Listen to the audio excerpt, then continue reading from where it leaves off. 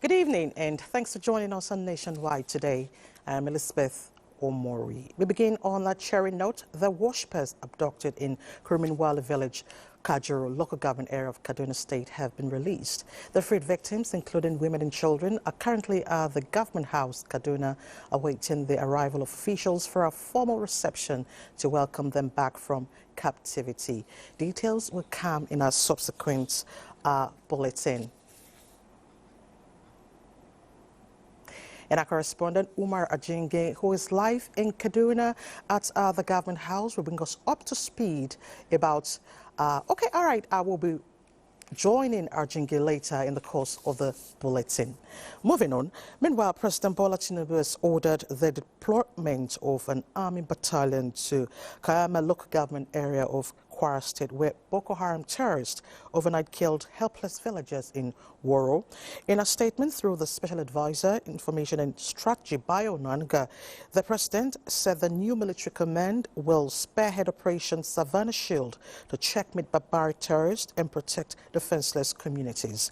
He condemns the cowardly and bastardly attack and described the gunmen as heartless for choosing soft targets in their doomed campaign of terror and killing of the community members who rejected their attempt at indoctrination. The President calls for collaboration between federal and state agencies to provide succor to members of the community. Similarly, Kwara State Governor Abdurrahman Abdurazak says attackers and killers of innocent victims would not go scot-free and must be made to face the full wrath of the law. This was during his visit to Kama local government area of Kwara State to commiserate with the people following the attack that led to the death of many residents. Aisha Abubakar Yaya brings us details. Abdurrahman Abdurazak, who was devastated about the incident, assured that no stone would be left unturned to ensure that the terrorists are captured. With the new military command spearheading Operation Savannah Shield, the perpetrators of the dastardly acts would be brought to justice. We thank the Commander-in-Chief for approving the immediate deployment of a battalion of soldiers immediately under Operation Savannah Shield. Hitherto, Bautan Kayama and part of the Kanji Park was supposed to be under Operation Fasanyama. But now there'll be a major operation here directly with headquartered in Kwara.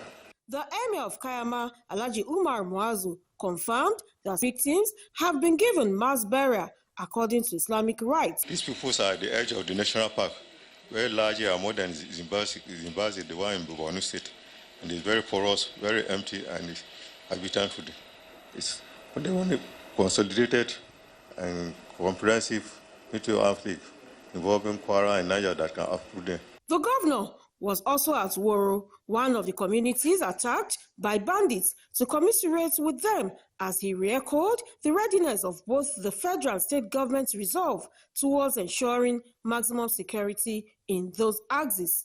Scores of persons were massacred in Woro and Nuku communities of Kayama local government area of Kwara State by terrorists, allegedly for refusing to surrender to extremists who preached a strange doctrine to them on Tuesday evening. Aisha Abubakar Yahaya, NTA News. And from Woro, we move to Mina, where some members of communities affected by insecurity in Niger State have commended President Bola Tinubu's Citizens Assembly initiative aimed at addressing their challenges. This came to the fore during a parley with the Senior Special Assistant to the President on Community Engagement, North Central, Dr. Abiodun Esiet in Mina, the Niger State capital. Mokhtar Wowo brings us details. As part of her engagement in Niger State, the Senior Special Assistant to the President on Community Engagement, North Central, visited the State Commissioner for Homeland Security, the Department of State Security Service, and the Commissioner of Police, where she intimated them on her mission and findings during her interaction with members of the communities affected by security challenges in the state. They've shared concerns about lack of security presence in some community, and we are going to report all this thing back to Mr. President so that Mr. President understands what is going on in Niger State, especially from the local government that are really in need. This is an excellent initiative. The forest guards to be empowered because at the moment we have a lot of ungoverned spaces. Immediate action is expected to be taken. The Senior Special Assistant to the President on Community Engagement, Dr. Abiodun Esiet, however, shared the President's plans and agenda in addressing their challenges. In Mina, Mokhtar Wowo, NTA News. We now join our correspondent, Argungu in Kaduna, to bring us up to speed on the release of the abductees. Umar, let's hear from you. Today is a great day and historic moment here in Kaduna State. All the kidnapped victims of Kurmin Wali attack a few weeks ago in Kajuru local government area of Kaduna State have regained freedom. A total of 183 of them are now back, as against the earlier number being going around on the media of 177. 82 of them escaped during the attack, while 83 of them today regained freedom. They were released. They were earlier here at the government house, where the governor of Kaduna State, Senator Ubasani, alongside the heads of security agencies, the commissioner of police, the director DSS, and of course religious leaders welcomed them from released. The governor was highly satisfied today. As you can see it vividly on his face that he's excited and happy that when we went to Kurminwali village, he promised the people that government, in collaboration with security agency, will do everything possible to ensure that their loved ones have returned home safely. And today, God's willing, God has fulfilled that promise. They are all back. Only 11 were hospitalized, and the information we're getting is that they are recovering and they are now in good condition. I'm together with one of the personality in Kaduna, one of the religious leader who has joined the Kaduna State government and other security agencies. This thing happened, struggling, having sleepless night to ensure that these victims have been reunited with their family members, and that is the CAN chairman of Kaduna State chapter, Reverend Caleb Maji. Asa, you are welcome. How did you feel with this great development at this moment in Kaduna State? After 18 days in captivity, they are all back. My heart is truly filled with excitement, and I'm thankful to God who is faithful in answering our children, answering our prayers, faithful in doing what no man can do. We are grateful to God because we committed every event and every bit of the sad incident into God's hands. And we trusted that He is indeed going to intervene, and truly He intervened. We ascribe the glory and the praise to Him. And again, I want to sincerely express our gratitude on behalf of the Christian community in Kaduna State to His Excellency, the Executive Governor of Kaduna State, who worked assiduously to ensure the safe return of all the brothers and sisters and their children that were taken away by these criminals. He did make a promise, and I want to say it was a promise made, it was a promise kept, it was a promise that has been made real. And we are grateful to God, grateful to Him, and all the security agencies that worked hard to ensure that today became historic, and we are truly grateful for the love shown, for the sacrifices made, and for the excellence in diligence in their service. As you have received them earlier on, you have welcomed them. Are all your members back? By the grace of God, quite a number of people were taken away, and I didn't want to talk about the number, but all I know is that the sad incident happened, which was truly unfortunate, and people were taken away. In the course of taking them to the bush, some of them managed to escape, and some of them, God just intervened miraculously in their lives, and some of them were equally rescued by the security agencies. But the most important thing that we need to place on record is that no life was lost. All of them came back safe, even though some would.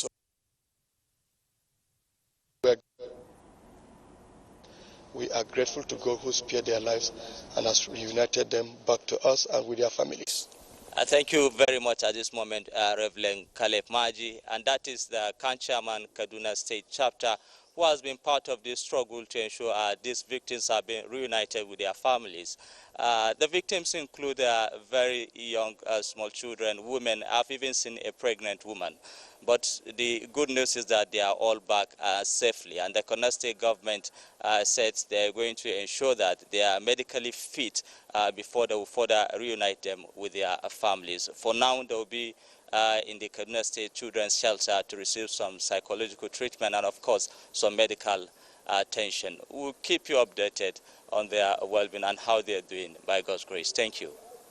All right, thank you so much, Omar, for the update, and it's indeed a good news for the nation and their families. Thank you very much. We hope to get more details from you subsequently. Thank you very much.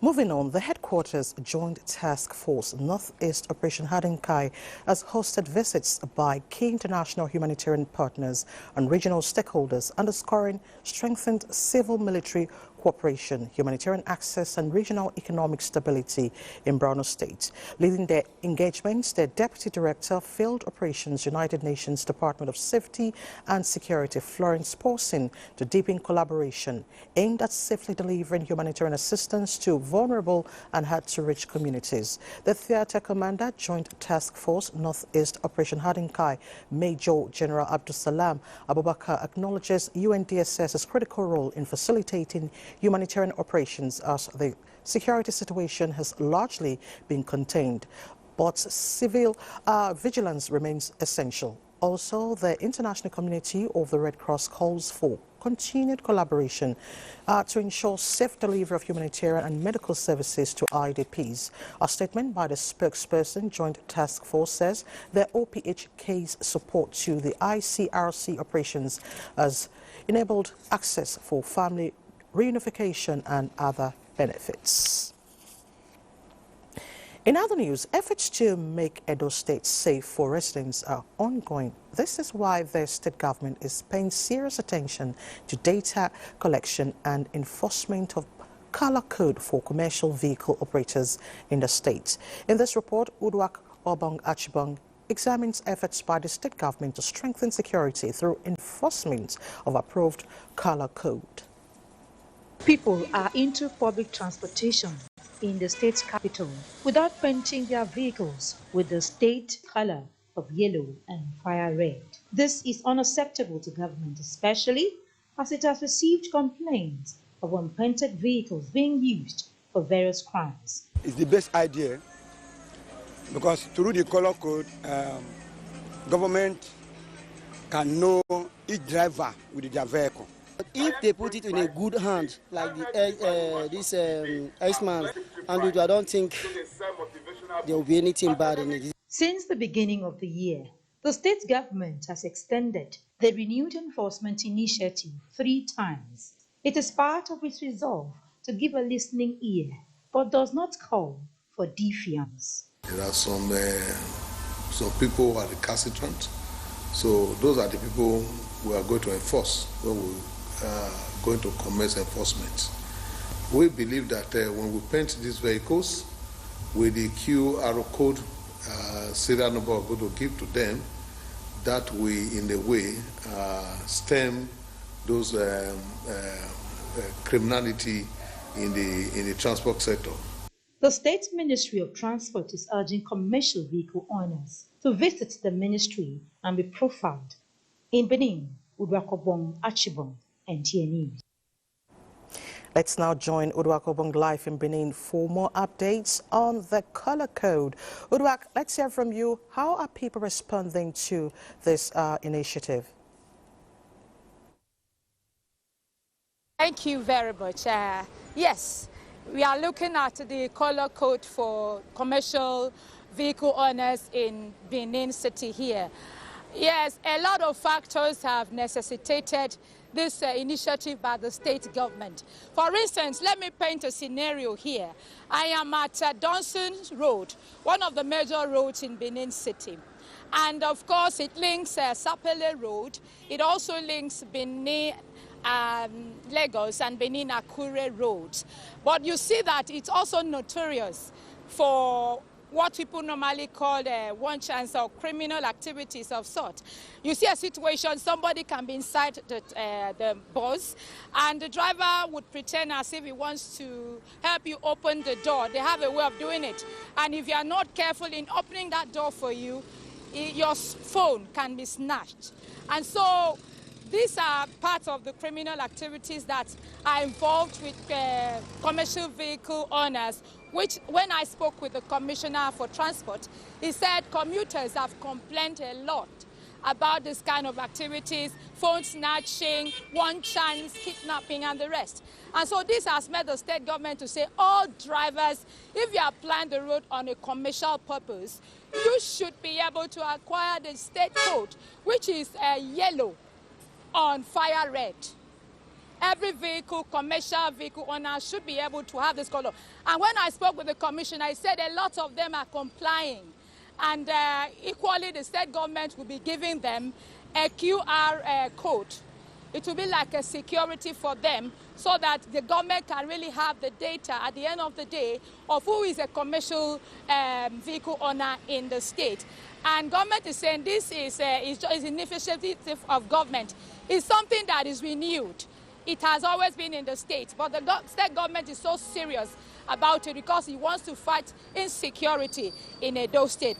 And everybody is expecting that at the end of the day, it will be something that will be sustained so that there will be sanity in the transport system and security will be enhanced. Thank you so much. All right, I'm asking you this final question because you are in Benin, but do you really see this helping to fight insecurity on the road? You say? I said you are in Benin, but do you see this initiative helping to fight insecurity on our roads in Benin? Definitely, it will really go a long way because you know that when I'm entering a vehicle that is for commercial purpose, it has a color code on it. And you know that this is what I'm entering. And there's a security code that they will give them that as a serial number. And you really know which vehicle you are entering. And so if anything should happen, they could easily be caught. I think it will really help. It's really helping in the state to fight insecurity. All right, Goodluck, thank you so much for your time. Thank you very much. Thank you so much. Thank you. Moving on, the presidential directive to withdraw police personnel who provide security services to VIPs and replace them with NSCDC personnel appears to be taking a more proactive dimension as the corps is leveraging the new role to boost human capacity development. Official statement to this effect had explained that the aim is driven by the need to improve community security where crime level is high. The NSCDC, however, says it is not taking the new mandate for granted, as any official who violates the rules and regulations guiding its operations will be made to face the law. Very important persons or personalities. It's a very, very sensitive job. Then we should not look at it as an avenue of making money. The whole management is going to take action. Anybody that is using VIP to enrich itself, indiscriminate or arbitrary excursion, and then you assign figures or any information that is hiding. If you want to hide anything about the assignment. And this is nationwide on NTA. Let's head to Lagos, where Adejoke is standing by with some reports for us. Adejoke. Thank you, Elizabeth, and welcome to Lagos. Chief of the Air Staff, Air Marshal Sunday Aneke, has unveiled a reactivated Super Puma helicopter in Lagos to further boost the capabilities of its air power. Leneke reports that the unveiling marks part of the Air Chief's 3-day tour targeted at assessing the readiness of personnel, equipment, and critical facilities that will support ongoing counter-insurgency and counter-terrorism operations in the country. The visit of Chief of the Air Staff underscores the decisive role of logistics in modern warfare, where sustained air power projections depends on a resilient supply chain, maintenance efficiency, and a highly motivated workforce. The inauguration of this reactivated Super Puma helicopter is to further maintain a professional mission-ready force capable of delivering decisive air power effect in synergy with surface forces. The reactivation of Super Puma helicopter is of immense operational value. This platform, renowned for its versatility, will significantly enhance our rotary wing capabilities for troop transport, search and rescue, casualty evacuation, and logistics support.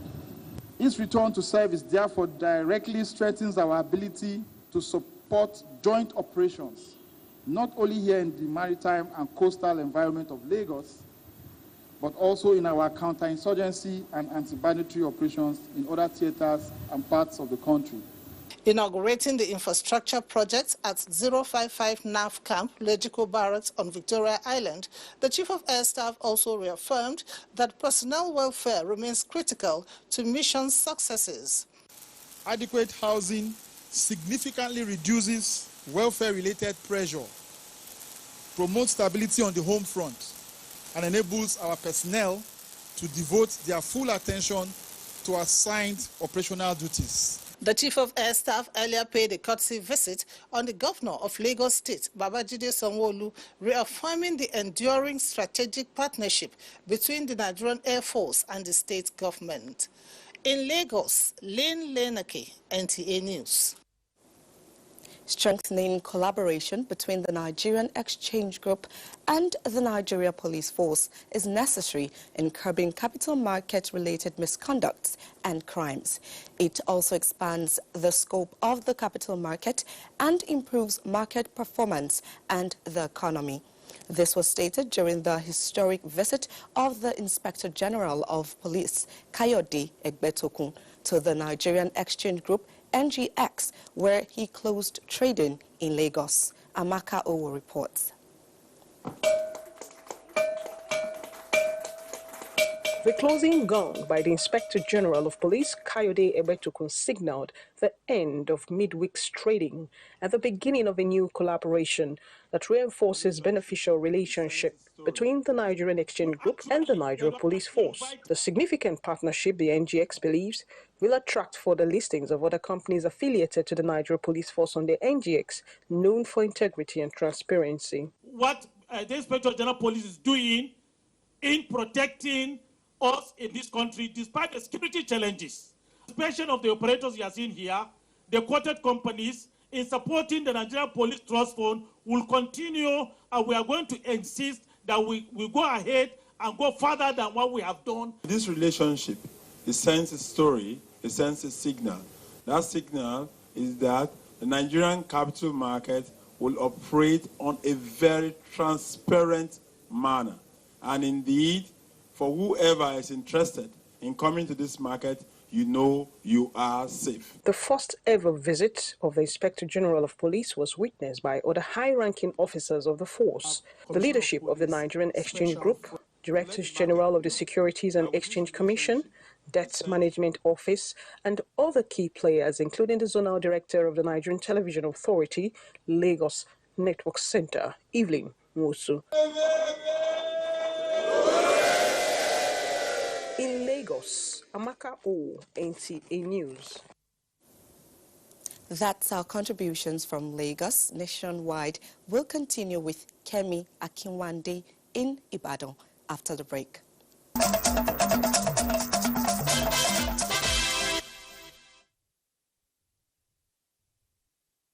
Welcome to Ibadan. Governor Seyi Makinde has declared an end to internal disruption in the affairs of the People's Democratic Party, PDP. He made the statement at the inauguration ceremony of the Oyo State PDP Secretariat, Okeado, Ibadan. Grace Ayonleke has the report. Unveiled by the national chairman of the party, Dr. Kabiru Turaki, SAN, the new People's Democratic Party, PDP Secretariat, donated to the party by the governor of Oyo State, Seyi Makinde, has been described as a demonstration of the governor's unwavering commitment to the growth, stability, and institutional development of the PDP in Oyo State and across the country. Stating that sanity has come to the party, Governor Makinde also distanced the Oyo State government from the party's internal legal battles and national leadership disputes. I have absolute trust in Nigeria's judiciary, and judiciary being the last hope of the common man who will give justice to PDP. The governor also declared that the building be named after the state's party chairman, Alhaji Omokumi Mustafa, and the property be formally placed under the care of the party's trustees. Grace Ayonleke, NTA News. It is no longer news that there is a viral video claiming that the National Agency for Food and Drug Administration and Control, NAFDAC, has banned the sale of a popular antibiotic. How true is this, and for what reasons? Kayode Oladosho was on a fact-finding mission and files this report. NAFDAC has secretly banned Amoxicillin capsule in Nigeria. You might have seen this video on the internet space or some social media handles. It claims that amoxicillin has been secretly banned by the nation's drug regulator. To set the record straight, NTA Osogbo news crew embarked on a fact-finding mission to the Osun State office of NAFDAC to ascertain how true the allegation in the viral video is. Actually, a press release was already out on this particular video. And if you go to our website, it's there where our DG made a statement, categorical statement about it. But for the benefit of doubt, I want to say that amoxicillin is not banned by NAFDAC. NAFDAC also revealed that a brand of the medication was found to be substandard following reports of adverse reactions from a hospital in 2024 and has since been recalled. All this misinformation, they are all disinformation that is going out. As far as NAFDAC is concerned, amoxicillin is not banned. The one that has issue, the particular batch number that has issue, has been knocked off from circulation. The agency urged Nigerians to ignore unverified social media claims and rely only on information from its official website and trusted media platforms. In Osogbo, Kayode Oladosho, NTA News.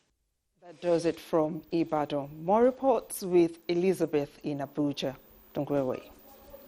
Thank you, Kemi, and nice to see you. Moving on, the House of Representatives has constituted a bipartisan conference committee to work with the Senate to harmonize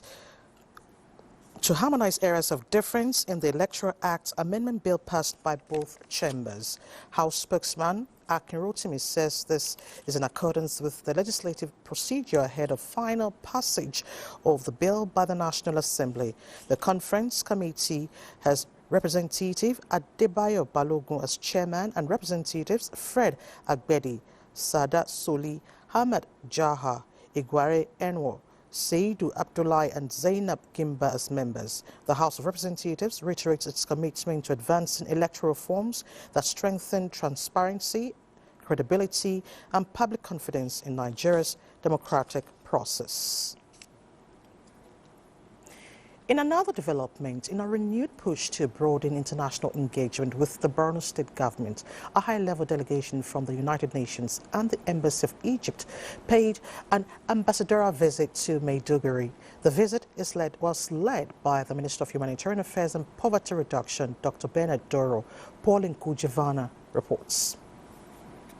Acting Governor of Borno State, Umar Usman Gadafur, guided the delegation and led them on an inspection tour of key facilities across Maiduguri. The first point of call was the Nutrition Stabilization Center at the Umaru Shehu Ultramodern Hospital, where the International Rescue Committee IRC is delivering integrated nutrition and health services to vulnerable populations, particularly children under 5. Briefing the delegation, the Commissioner for Health, Professor Baba Malam Gana, noted that acute malnutrition remains a major challenge in Borno State due to years of insurgency, and advocated for the training of women on the production of ready-to-use therapeutic food, RUF, as a sustainable solution. The delegation later inspected some education facilities, including the Bola Ahmed Tinubu Government Day Secondary School Boys, Government Girls Secondary School, as well as primary and junior day secondary schools in Mafoni. The Commissioner for Education, Lawan Abu Wakilbe, briefed the team on government efforts to address the number of out-of-school children caused by the insurgency, while showcasing laboratories and ICT centers in the schools. The team also proceeded to Borno State Vocational Enterprise Institute. I've seen excellent facilities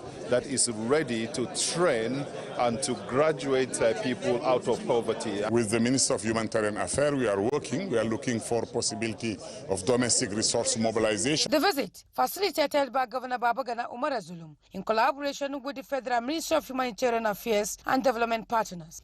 In Maiduguri, Pauline Kujevana, NTA News.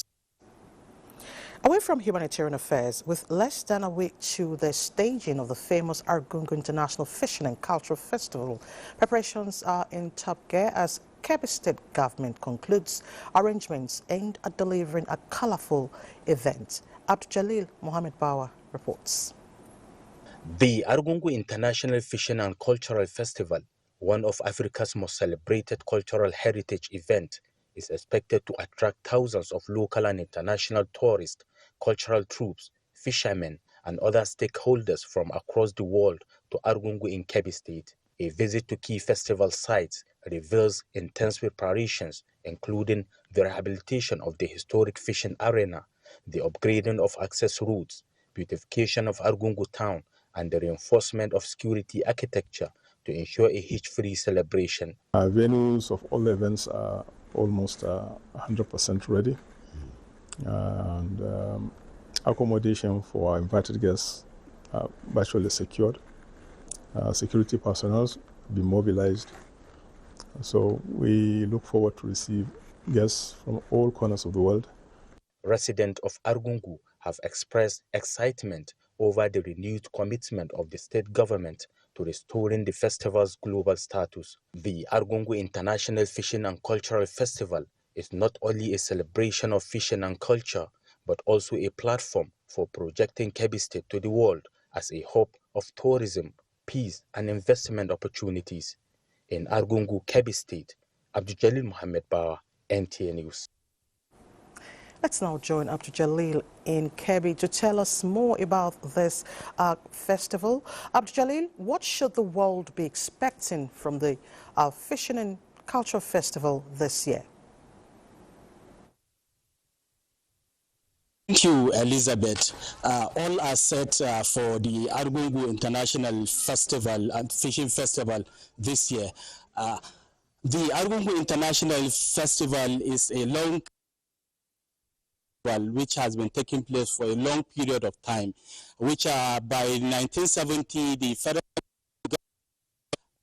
adopted the festival as a national festival, and by 2016 the United Nations under the UNESCO also registered the festival as an international festival. This international festival, that's the 61st edition of the Argungu International Festival, is going to take place just like it usually took place in Argungu. And there are a lot of activities lined up for the festival. It is going to start with an investment forum where arts and craft are going to be showcased for tourists both in national and internationally. Equally, there are going to be the grand fishing festival right here at the Matamfada river bank, while other activities such as local wrestling, local boxing, car racing, and other activities are going to take place at the Mala river bank, all in Argungu local government area of Kebbi State. And there is going to be a national archery competition where 19 areas are sending their contenders, and they will contest for the cup. Equally, the Benin Republic are sending 3 contenders, while Niger Republic are sending 8 contenders for the archery competition. Above all, the Argungu festival of this year is spectacular because the school children are not left behind. There's going to be a quiz and debate competition where they are going to showcase their own talent, and other activities such as agri show and water games are going to take place, all here in Argungu local government area of Kebbi State. I wouldn't want to preempt the whole activities, but Nigerians should stay glued to NTA as our camera lenses are all over the arena and we are ready for the job. Thank you so much, Abdul Jalil. Thank you for those information, and we look forward to a beautiful and colorful festival. Thank you very much. Thank you. Let's head to Maiduguri, where Ladidi is standing by with some reports.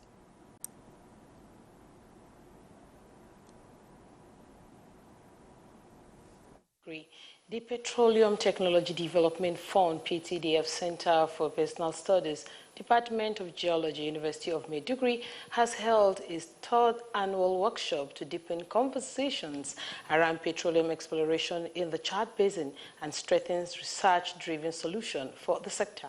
Fatima Issa reports.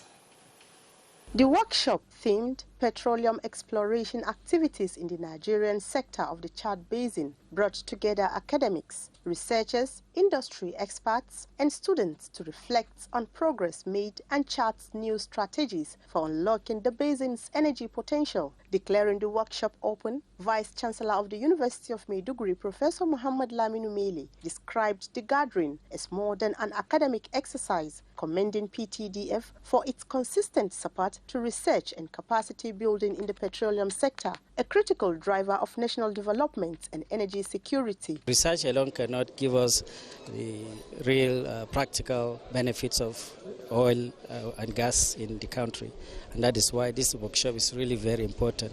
Chairman of PTDF, Professor Abubakar Sadiq Megari, reaffirmed the fund's commitment to nurturing indigenous expertise and supporting research initiatives that will strengthen Nigeria's petroleum industry. Through this workshop, we'll in fact on the strategic that we adopt that can be adopted during the exploration. So it will shape the exploration. Other stakeholders stressed the importance of stronger collaboration between academia, industry, and government, noting that such partnerships are key to unlocking the hydrocarbon potential of the Chad Basin. Highlights of the workshop included technical paper presentations on oil and gas exploration in the region, examining prospects, challenges, and future opportunities. Participants also took part in interactive sessions, exchanging ideas, seeking clarifications, and contributing to discussions on key technical and policy issues shaping petroleum exploration in the Chad Basin.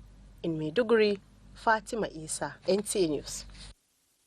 Convoy of Nigerian refugees has arrived in Banki Bama local government area of Borno State as the voluntary repatriation exercise from Cameroon continues. Pauline Kujavara has more on this.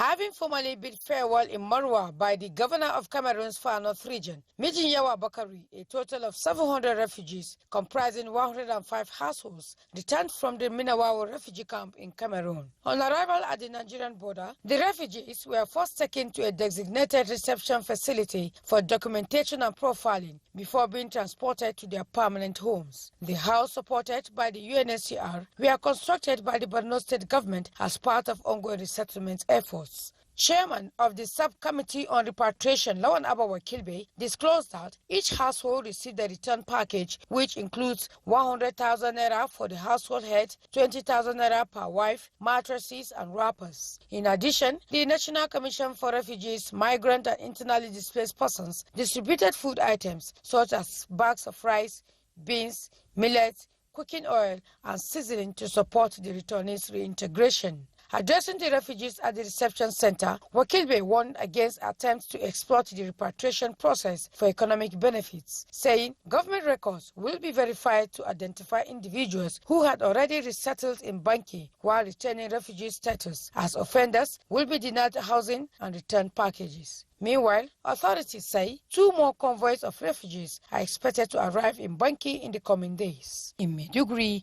Pauline Kujevana, NTA News.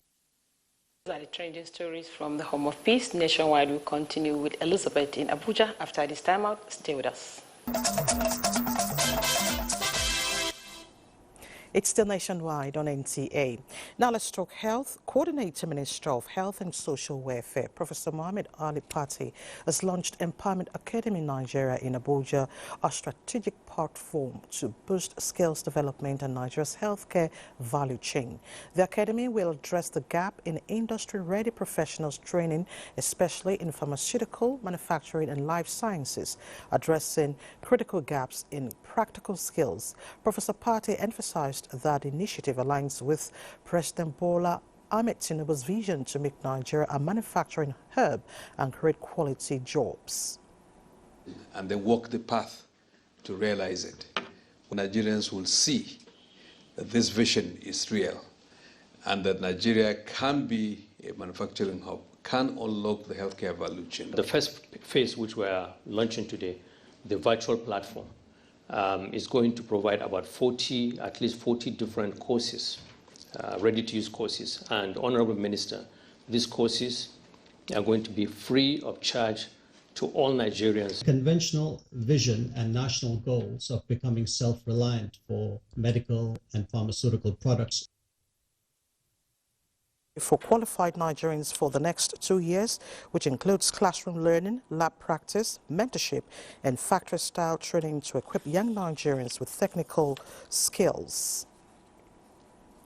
Now, Nigerian youths have been urged to embrace skills acquisition and other empowerment opportunities provided in various interventions offered by government and other stakeholders to safeguard against falling into the trap of substance abuse and other social vices.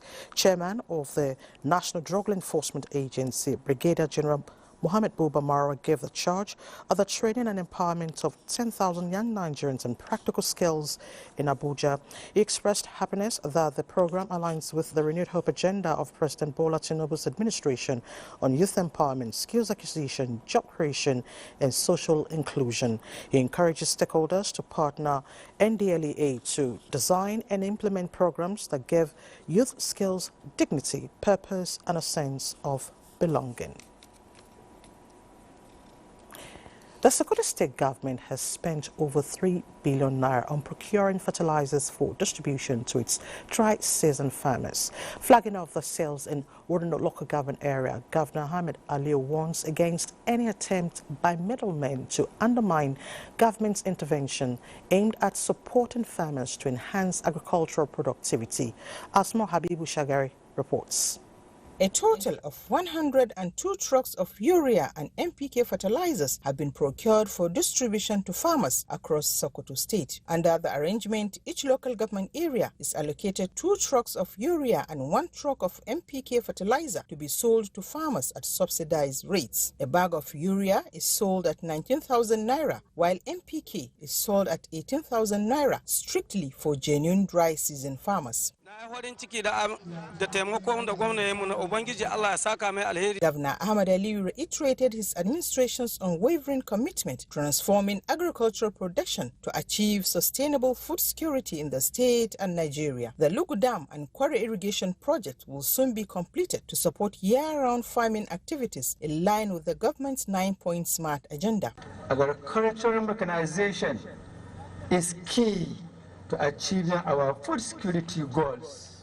Other speakers commended the Sokoto state government for its sustained efforts in boosting agricultural development and strengthening other critical sectors of the economy. To our hardworking farmers, I urge you to seize this opportunity. Let us work together to boost agricultural productivity and food security in our dear state. In Sokoto, Asma Habibu Shagari, NTA News. Next on our lineup, some sporting stories. Preparations for Africa's biggest football showpiece are hitting top gear, with Nigerians Super Falcons setting the pace. The 9-time African champions will open a residential training camp on February 20 as they ramp up preparations for the 2026 Women's Africa Cup of Nations. Drawn in Group C alongside Zambia, Egypt and Malawi, the Falcons face a demanding path when the tournament runs from March 17 to April 3, 2026, with WAFCON also doubling as a qualification route for the 2027 FIFA Women's World Cup. Head coach Justin Madugu and his technical crew will use the camp to assess players, fine-tune tactics, sharpen fitness, and line up key warm-up matches ahead of the Continental Showdown. In South Africa, Chippa United have agreed to part ways with Nigerian goalkeeper Stanley Nwabali, bringing an end to his 4-year stay with the Betway Premiership side. The Port Harcourt-born shot-stopper, who joined the Chile boys from Katsina United in 2022, made 76 appearances and kept 25 clean sheets, establishing himself as one of the league's most reliable goalkeepers. His departure follows Nigeria's third place finish at the 2025 Africa Cup of Nations in Morocco. Attention in Europe shifts to Wembley, where Manchester City have booked a Carabao Cup final date with Arsenal on March 22. Pep Guardiola's side eased past Newcastle United with a 3-1 win at the Etihad Stadium, sealing a commanding 5-1 aggregate triumph, and an Arsenal team desperate to end their trophy drought. And finally, in tennis, Alexandra Ayla produced a stirring comeback at the Mubadala Abu Dhabi Open, saving a match point to edge Belarusian Alexandra Sasnovich 2-6, 6-4, 7-6 and book her place in the second round. For Sports Update, Bright Ebuchu, NTA News. In Sports Update with Bright Haynes nationwide this evening. Thank you so much for your time. I'm Elizabeth Omori.